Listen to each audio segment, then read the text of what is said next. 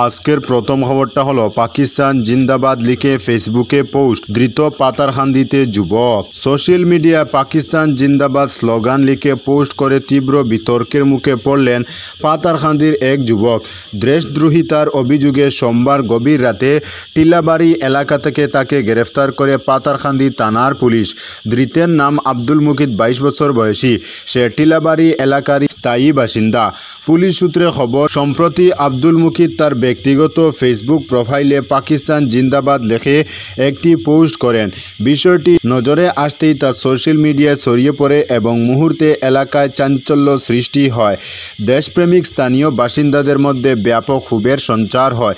অনেকেই এই পোস্টের করা সমালোচনা করে সোশ্যাল মিডিয়ায় প্রতিবাদ জানাতে থাকেন। ঘটনার গুরুত্ব অনুধাবন করে তড়িঘড়ি তদন্তে নামে পাতারকান্দি থানার পুলিশ। সোমবার রাতে অভিযান চালিয়ে ধৃত মুকিতকে তার নিজ বাসভবন থেকে আটক করা হয়। পুলিশ জানিয়েছে, ধৃতের মোবাইল ও সোশ্যাল মিডিয়া অ্যাকাউন্ট খতিয়ে দেখা হচ্ছে। তার এই কার্যকলাপের পেছনে কোনো সংগঠিত চক্র বা উস্কানি রয়েছে কিনা তাও খতিয়ে দেখা হচ্ছে। আজকের পরবর্তী খবরটি হলো, করিমগঞ্জ শহর সংলগ্ন দেওপুর খোলাছড়া গ্রামের সদ্য সম্পন্ন হওয়া রাস্তায় দেখা দিল ভাঙন। দেওপুর খোলাছড়া গ্রামের একমাত্র যোগাযোগের মাধ্যম যে রাস্তাটা রয়েছে, সেটার কাজ সদ্য কিছুদিন আগে সম্পন্ন হলেও রাস্তায় দেখা দিল বড় ধরনের ভাঙন। এছাড়া বাকি আরও অনেক জায়গাতে আবারও ভাঙনের সম্ভাবনা রয়েছে। এর প্রধান কারণ হলো, রাস্তার কাজ অনেক দিন আগে সম্পন্ন হলেও রাস্তার সাইডওয়ামের কাজ এখনও সম্পন্ন হয়নি।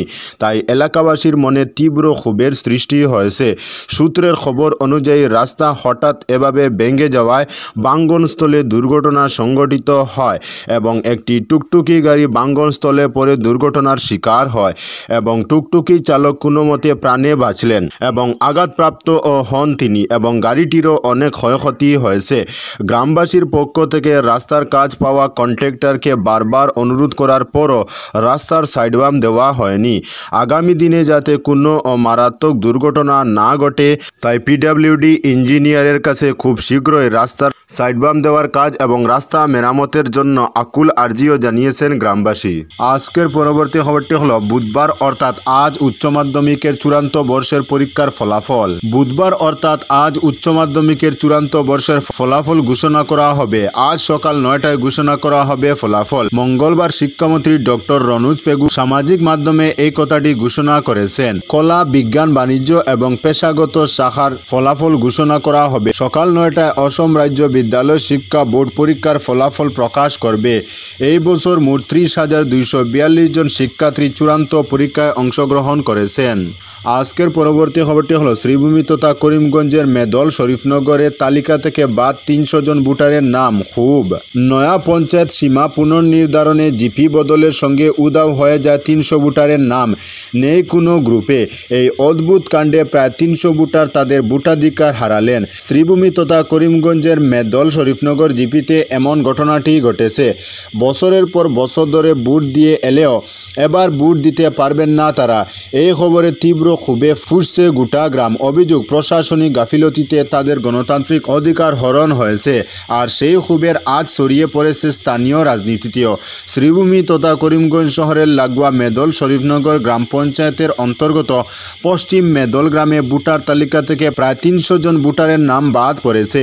এই গুরুতর অভিযোগ তুলেছেন স্থানীয় ভোটাররা। মঙ্গলবার হুসেন আহমেদ চৌধুরী, মকবুল আলী, জহির আলী, আব্দুল জলিল, ইরশাদ আলী, ইয়াসিন আলী, জাবেদুল ইসলাম চৌধুরী, বেবুল উদ্দিনরা সাংবাদিক সম্মেলন করে তালিকায় নাম না থাকা ভোটাররা বলেন, এতদিন তাদের নাম দক্ষিণ করিমগঞ্জ বিধানসভা কেন্দ্রের পীরের চক জিপির অন্তর্গত পশ্চিম মেদলের 1 নম্বর গ্রুপের ভোটার তালিকায় অন্তর্ভুক্ত ছিল। কিন্তু সাম্প্রতিক পঞ্চায়েত সীমা পুনর্নির্ধারণের ফলে তাদের এলাকা মেদল শরীফনগর জিপির অন্তর্গত করা হয়। খসড়া তালিকায় তাদের ভোট শরীফনগর 3 নম্বর গ্রুপে যুক্ত ছিল। কিন্তু অবাক করা বিষয় হলো, চূড়ান্ত ভোটার তালিকা প্রকাশের পর সেই তালিকায় কোথাও তাদের নাম খুঁজে পাওয়া যাচ্ছে না। পুরো জিপির 10টি গ্রুপের ভোটার তালিকায় খুঁজে তাদের নামের হদিস মেলেনি বলে জানান। এমন ভুতুড়ে কাণ্ডে চরম হতাশা ও ক্ষোভে ফুঁসছেন তারা। বলেন, এটা শুধুমাত্র একটি প্রশাসনিক ব্যর্থতা নয়, বরং গণতান্ত্রিক অধিকার হরণ। মানুষ ভোট দিতে পারবে না, এটা মেনে নেওয়া যায় না। তারা রাজ্য নির্বাচন কমিশন ও শ্রীভূমি তথা করিমগঞ্জ জেলা আয়ুক্তের কাছে আবেদন জানান যাতে দ্রুত ব্যবস্থা নিয়ে ওই 300 জন ভোটারকে মেদল শরীফনগর জিপির ভোটার তালিকায় যুক্ত করে তাদের ভোটাধিকার ফিরিয়ে দেওয়া হয়। আজকের পরবর্তী খবরটি হলো কংগ্রেসে যোগদানের পর হুমকির মুখে চেংদুয়ারের কিছু ভোটার। শিলচর শহর সংলগ্ন গ্রাম চেংদুয়ারের কৃষিজীবী ও মৎস্যজীবী গ্রামবাসীরা বিভিন্ন সরকারি প্রকল্প থেকে বঞ্চিত। সোমবার রাতে সাংবাদিক ডেকে গ্রামবাসীরা বলেন তাদের গ্রামে প্রাক্তন বিজেপির আঞ্চলিক পঞ্চায়েত সদস্য বিভিন্ন দুর্নীতির সঙ্গে জড়িত। তারা বলেন গ্রামে নল আছে কিন্তু নলে নেই পানীয় জল। চেংদুয়ার অত্যন্ত গরিব গ্রাম, গ্রামবাসীদের অনেক দূর থেকে পানীয় জল আনতে হচ্ছে। পানীয় জলের সমস্যা সমাধানের কেউই পদক্ষেপ করেনি। বিজেপির আঞ্চলিক পঞ্চায়েত সদস্য থাকাকালীন তাদের গ্রামের লোকেরা বিশুদ্ধ পানীয় জল, রাস্তাঘাট সহ সরকারি বিভিন্ন প্রকল্প থেকে বঞ্চিত হতে হয়েছে। গ্রামবাসীরা এও বলেন আঞ্চলিক পঞ্চায়েত সদস্য দুর্ব্যবহারের কারণে বিজেপি দল ত্যাগ করে কংগ্রেসে যোগদান করেছেন, কিন্তু যোগদান করার পর বিজেপির প্রাক্তন আঞ্চলিক পঞ্চায়েত সদস্য বিজেপির ভয় দেখিয়ে নানাভাবে হুমকি দিচ্ছেন অভিযোগ তুলেন। আজকের পরবর্তী খবরটি হলো শিলচর বাইপাসে মাদক সহ গ্রেফতার 2 যুবক। মাদক বিরোধী অভিযান চালিয়ে ফের সাফল্য পেল কাছাড় পুলিশ। সোমবার রাতে শিলচর বাইপাসের কাছে AS11 FC 7989 নম্বরের একটি বাহন আটক করে তল্লাশি চালিয়ে উদ্ধার করা হয় মাদক। পাশাপাশি গ্রেফতার করা হয়েছে 2 যুবককে।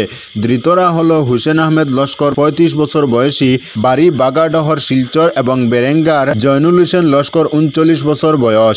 বাহনে তল্লাশি চালিয়ে 114 গ্রাম হেরোইন ও 20,000 ইয়াবা আর ট্যাবলেট উদ্ধার করে পুলিশ। কালোবাজারে মাদক দ্রব্যের মূল্য প্রায় 6.7 কোটি টাকা। প্রাথমিক তদন্তে জানা যায় মাদকগুলো আইজল থেকে নিয়ে আসা হচ্ছিল। বিষয়টি নিয়ে আরও তদন্ত চালাচ্ছে পুলিশ। আজকের পরবর্তী খবরটি হলো শরীফনগর বাজারে ফেরদৌসী বেগম চৌধুরীর কংগ্রেসের নির্বাচনী জনসভা। মেদল শরীফনগর গ্রাম পঞ্চায়েতের শরীফনগর বাজারে সোমবার রাত 8টায় এক বিশাল নির্বাচনী জনসভার আয়োজন করা হয় কংগ্রেসের এপি সদস্যা প্রার্থী ফেরদৌসী বেগম চৌধুরীর সমর্থনে। স্থানীয় মানুষের স্বতঃস্ফূর্ত উপস্থিতিতে সভাটি ছিল প্রাণবন্ত ও উৎসব মুখর। সভায় সভাপতিত্ব করেন বিশিষ্ট শিক্ষাবিদ ও সমাজসেবী আতিকুর রহমান চৌধুরী। অনুষ্ঠানে উপস্থিত ছিলেন দক্ষিণ করিমগঞ্জের প্রাক্তন বিধায়ক আজিজ আহমেদ খান, শ্রীভূমি তথা করিমগঞ্জ জেলা কংগ্রেস নেতা দেওয়ান আব্দুল হেকিম, চেয়ারম্যান আব্দুল বাসিত তাফাদার, সমাজসেবী খালেদ আহমেদ রিজাল চৌধুরী, নাসির উদ্দিন কলিম সহ অন্যান্য গণ্যমান্য ব্যক্তিবর্গ। আজকের পরবর্তী খবরটি হলো কাজী দারুল বা শরিয়া আদালতকে মান্যতা দেয় না সংবিধান, বলল সুপ্রিম কোর্ট। কাজী দারুল বা শরিয়া আদালতকে মান্যতা দেয় না সংবিধান। এক মামলার শুনানিতে স্পষ্ট একথা জানিয়ে দিল সুপ্রিম কোর্ট। এই ধরনের আদালতের সিদ্ধান্ত আইনতভাবে কার্যকর হতে পারে না বলেও স্পষ্ট করেছে শীর্ষ আদালত। ভরণ পোষণ সংক্রান্ত মামলায় এলাহাবাদ হাইকোর্টের নির্দেশকে চ্যালেঞ্জ করে সুপ্রিম কোর্টের দ্বারস্থ হয়েছিলেন এক মহিলা। হাইকোর্ট এই ধরনের খাপ আদালতের নির্দেশকে মান্যতা দিয়ে মহিলাকে ভরণ পোষণ না দেওয়ার সিদ্ধান্তে সম্মতি দেয়। এই নির্দেশকে চ্যালেঞ্জ করে শীর্ষ আদালতের দ্বারস্থ হন মহিলা। বিচারপতি সুধাংশু দুলিয়া ও বিচারপতি আহসানুদ্দিন আমানুতুল্লাহর বেঞ্চ জানিয়েছে এই ধরনের শরিয়া আদালত ও ফতোয়ার কোনো আইনি অনুমোদন নেই। বিচারপতি আমানুতুল্লাহ জানান, কাজী দারুল বা শরিয়া আদালত নাম যাই হোক না কেন, সাংবিধানিকভাবে তাদের কোনো আইনি মর্যাদা নেই। মহিলার পক্ষে রায় দিয়ে আদালত জানিয়েছে মামলাকারীর আবেদনের দিন থেকে ভরণ পোষণ বাবদ প্রতি মাসে 4,000 টাকা করে দিতে হবে তার প্রাক্তন স্বামীকে। আজকের পরবর্তী খবরটি হলো ভারতের হামলা নিয়ে নিশ্চিত পাক প্রতিরক্ষা মন্ত্রী। পাকিস্তানে ভারতের হামলা নিয়ে নিশ্চিত পাক প্রতিরক্ষা মন্ত্রী খাজা আসিফ। ইসলামাবাদে নিজের দফতরে এক আন্তর্জাতিক সংবাদ সংস্থাকে তিনি বলেন, পাকিস্তানে ভারতের সামরিক আক্রমণ আসন্ন, তার প্রক্রিয়ায় আমারও বাহিনীকে আরও শক্তিশালী করেছে। পাকিস্তানের এক টিভি চ্যানেল আসিফকে উদ্ধৃত করে জানিয়েছে 2 থেকে 4 দিনের মধ্যেই ভারত পাকিস্তানের মধ্যে যুদ্ধের মেঘ ঘনিয়ে আসতে চলেছে।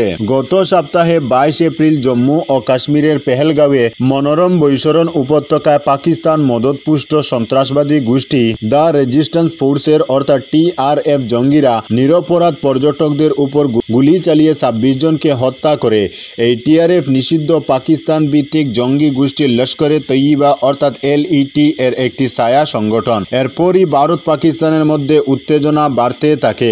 হামলার পর ভারত 2 সন্দেহভাজন সন্ত্রাসবাদীকে পাকিস্তানি হিসেবে চিহ্নিত করেছে। যদিও ইসলামাবাদ এর পেছনে তাদের ভূমিকা অস্বীকার করে নিরপেক্ষ তদন্তের আহ্বান জানিয়েছে। ভারত সিন্ধু জল চুক্তি বাতিল সহ একাধিক কূটনৈতিক পদক্ষেপ করে পাকিস্তানের বিরুদ্ধে। পাল্টা পদক্ষেপ করে পাকিস্তানও, তবে শুধু কূটনৈতিক পদক্ষেপেই থেমে থাকেনি নয়াদিল্লি, পাশাপাশি সমান তালে চলেছে সামরিক তৎপরতাও। খাজা মোহাম্মদ আসিফ বলেন, ভারতের সঙ্গে বাকযুদ্ধ তীব্র হচ্ছে এবং পাকিস্তানের সেনাবাহিনী ভারতীয় আক্রমণের সম্ভাবনা সম্পর্কে সরকারকে অবহিত করেছে। আসিফ জানান, পাক সেনাবাহিনীকে চরম সতর্ক করা হয়েছে। তবে পরমাণু অস্ত্রের ব্যবহার প্রসঙ্গে তিনি জানান, তাদের অস্তিত্বের জন্য সরকারি হুমকি থাকলেই কেবল তারা তাদের পারমাণবিক অস্ত্রের ভান্ডার ব্যবহার করবেন।